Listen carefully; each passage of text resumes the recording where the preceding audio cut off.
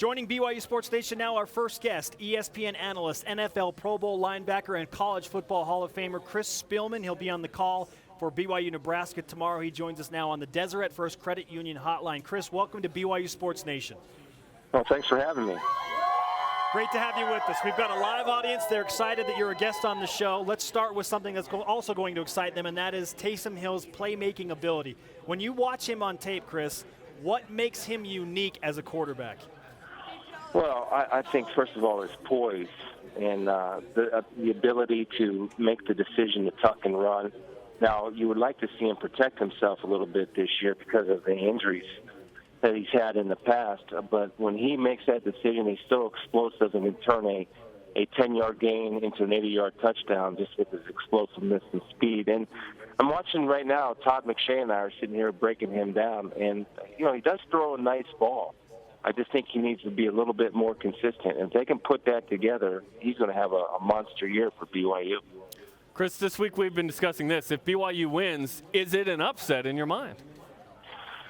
Well, I don't think it's an upset, no. I think BYU is a very good football team, outstanding defense. One thing that stood out about their defense, and, you know, everybody strives to play hard and run to the football. They really do a good job of getting after it. The one question that I would have on BYU right now is obviously who's going to be able to carry the load at running back with the loss of Russell, or is it going to be Brown, or is it going to be by committee? So you have to establish a little bit of ground game to control Nebraska, because Nebraska's defense is going to be very good up front. They have Malik Collins and a couple other guys that are good run stoppers. So if BYU can get some balance established and be able to establish their running game, then Taysom Hill can have a big game throwing the football. It should be a good game, and I wouldn't be surprised at all if BYU wins. Chris Spielman of ESPN with us on BYU Sports Nation, breaking down BYU Nebraska tomorrow. He'll be on the call with Sean McDonough and Todd McShay at Memorial Stadium in Lincoln. If you had to put an advantage on the BYU side, if you pick one of them that is the biggest against the Cornhuskers, what would you say it is, Chris? Well, I say it's Taysom Hill. I mean, I just think he's tremendous, and he's a game breaker, and he's a guy that, can make plays when a play breaks down, and that can kill a defense. The other thing I think is, are you going to be able to handle Tommy Armstrong? And, you can look at it, and people don't know a lot about Tommy Armstrong Jr., but, you can say that he's kind of a poor man's Taysom Hill, and he's going to be a factor in the running game. I mean, Coach Riley has made it clear that Tommy Armstrong Jr.'s job is to advance the ball with his feet, and we'll see how BYU is able to contain him. Yeah, I've been surprised by Tommy Armstrong as well. You look at total offense last year in the Big Ten, second only to J.T. Barrett, who was a Heisman candidate until the injury, of course. But which BYU team do you think we'll see tomorrow? Because there's the 8-5 team that finished the year, but there's sort of this idea that, hey, BYU at 4-0 was a different type of team before Taysom Hill's injury. Do you think they pick up where they left off at that point, or is it a whole new ballgame? Well, I think there's question marks, and the question mark starts in the secondary. I mean, are they going to be able to cover? And just watching this film, they're not great at playing man coverage. And if you're forced to play a lot of zone, offenses can run zone beaters or just be very patient with the football, and that can wear on a defense. And so if I'm BYU, that's a question mark that I have coming in. So could you see an 8-5? Maybe. I don't know how well they're going to defend the pass. I know that their front seven is pretty stout, and it's going to be very difficult to run the ball on them. And on offense, you'd like to think Taysom is healthy and everything points to that, but until you actually see it happen in the game, until Taysom actually sees that happen in the game, then we'll see where he is physically, but more important, we'll see where he is mentally. Chris, you were an accomplished linebacker both at the collegiate and NFL levels. If you were making a game plan to defend Taysom Hill, what would you do? Well, one thing, I think that BYU has great size at the receiver position, but they're late separators, meaning that they're not going to kill you with speed at that position.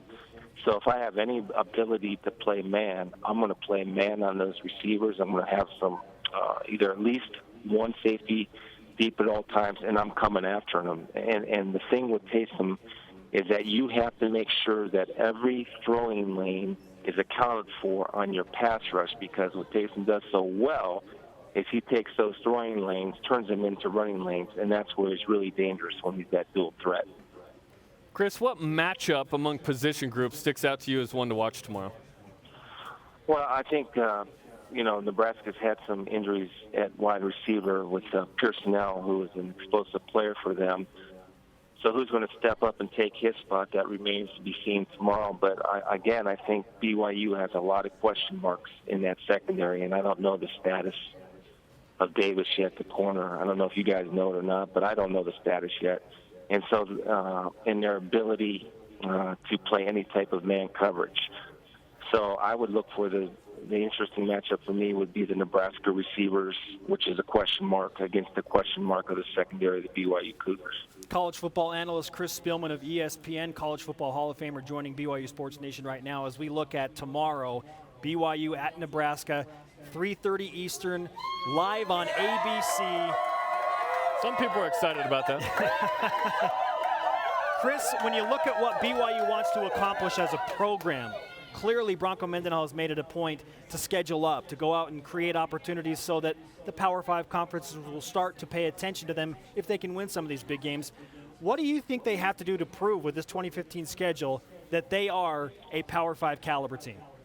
Oh, I think they're a Power 5 caliber team now. I don't think they have to prove anything. To me, I mean, you look at that schedule and it's brutal. I don't think there's another schedule like it. Now we'll see how it all plays out once the season is over. But as far as being a Power 5 team, they can compete in any conference in the country, in my opinion. And with this tough schedule, what does BYU, in your eyes, maybe need to prove with this schedule, which is considered one of the toughest in school history? What do you mean by prove? I don't. So they're amping up the schedule. What do you think that could mean for BYU? Well, it could mean a lot of great wins, or it could mean 6-6.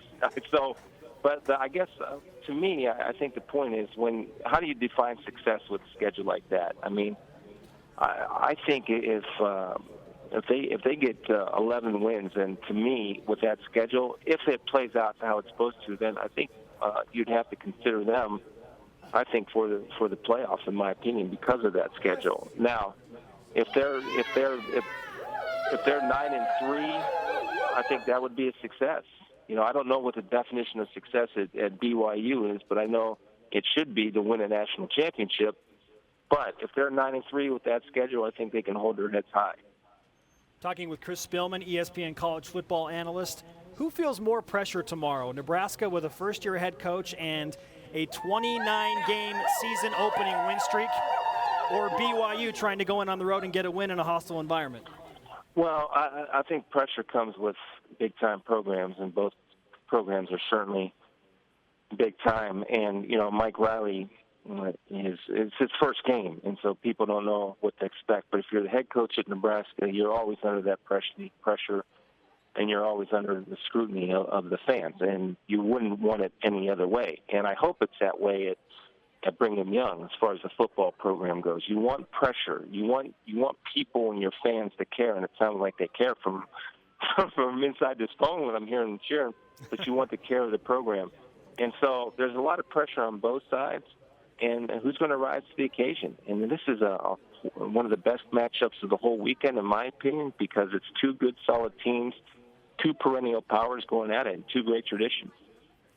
What kind of Nebraska team do you expect to see tomorrow with new head coach Mike Riley, since they did fire Bo Pelini, and it's a new era? Well, I think you'll see what a well-coached team, a disciplined team. I'm anxious to see how they tackle. They weren't a very good tackling team the past few years. Now, Mark Banker, who's the defensive coordinator, has made it a point to emphasize taking proper angles and making sure you wrap up, which Nebraska had problems doing last year. They're going to be a little bit more simplified on the defensive side of the ball because some of the mental errors. So I expect them to play very fast. The question mark to me is that if BYU as anticipated, goes up tempo, it's supposed to be 95 degrees here tomorrow kickoff. and so is Nebraska going to be able to hang with those guys on defense. Chris, we appreciate the time. Follow him on Twitter at Chris_Spielman. I should congratulate you for surviving the long, dry summer with no football. It's back tomorrow for you in person. Yeah, I'm looking forward to it. Thanks for having me, guys. I really appreciate it.